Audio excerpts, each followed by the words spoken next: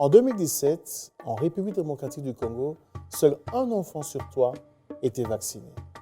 Cela a eu pour conséquence des graves épidémies. En 2019, une épidémie de la rougeole a emporté plus de 6045 enfants.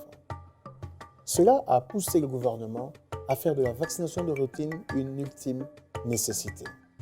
Tous les enfants devraient être vaccinés de manière complète.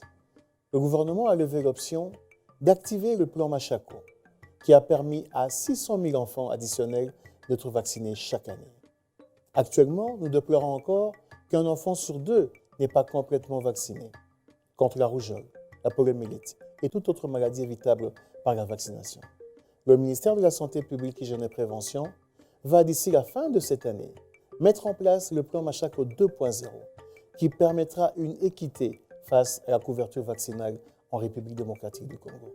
Et pour y arriver, la distribution de vaccins par drone sera d'une grande utilité. Également l'utilisation des données géospatiales pour identifier les communautés et les vaccinateurs. Et enfin, la formation des vaccinateurs par vidéo à travers des smartphones sera utilisée.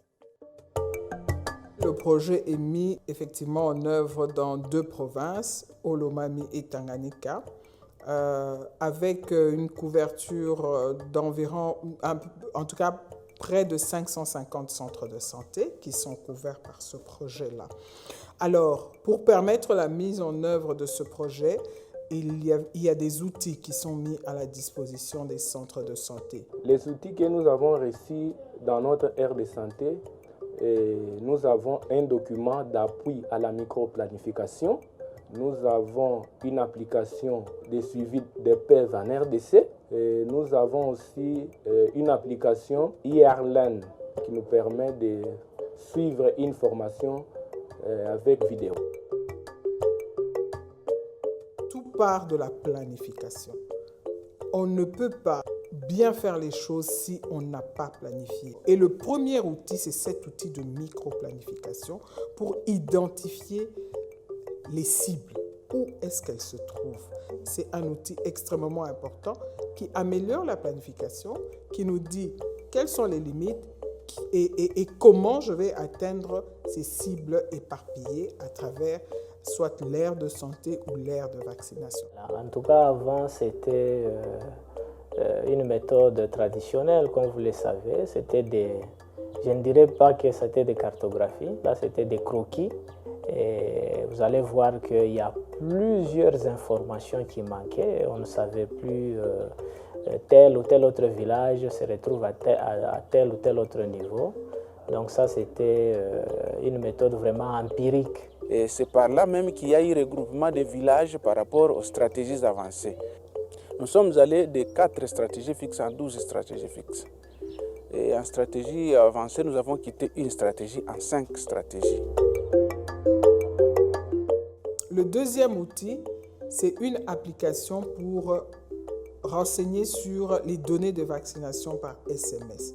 Donc c'est l'outil, une application qui est mise dans le téléphone portable et à chaque fois que la séance de vaccination est finie, ces données sont transmises via l'application, sont envoyées par SMS et ça permet d'avoir en temps réel les données de vaccination.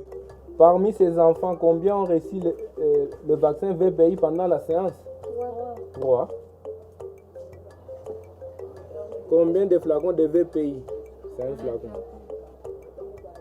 Un flacon. Maintenant ici, tu n'attends que tout ça m'a donné. Avant d'envoyer ma donnée, il faut qu'on ait Indie. Je dois pas ma coordonnée géographique GPS.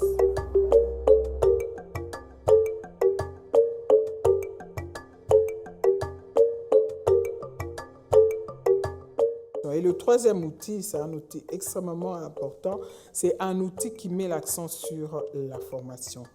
Avec ce projet, il a été développé une application pour avoir des vidéos, environ 52 vidéos, que les prestataires peuvent regarder. Et à la fin de ces vidéos, il y a un test auquel ils doivent répondre avant de passer à la prochaine vidéo.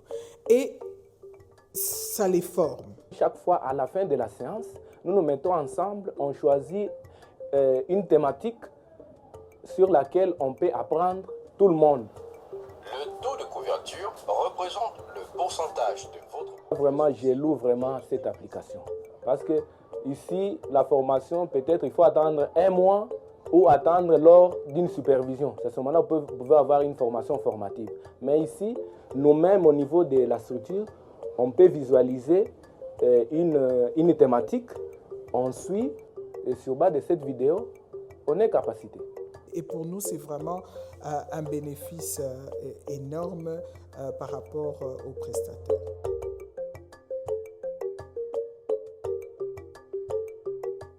Depuis décembre 2020, l'une des innovations qui a été apportée dans le plan Machako, c'est la distribution des vaccins par les drones et qui s'est faite dans des provinces telles que l'Équateur, où nous avons des régions reculées qui nécessitaient pour des approvisionnements, que ce soit en vaccins ou en médicaments ou autres produits de santé, nécessitaient des heures d'approvisionnement, voire des jours d'approvisionnement. Mais grâce à cette innovation, il a suffi de distribuer les vaccins en quelques minutes avec les drones. Et grâce à cette mise en œuvre depuis décembre, plus de 20 000 enfants de moins d'une année et plus de 7 000 femmes ont pu être vaccinés, on peut recevoir leur vaccin conformément au calendrier vaccinal et les séances de séances de vaccination ont pu être organisées sans nécessairement être reportées du fait de l'absence ou de la rupture en vaccin.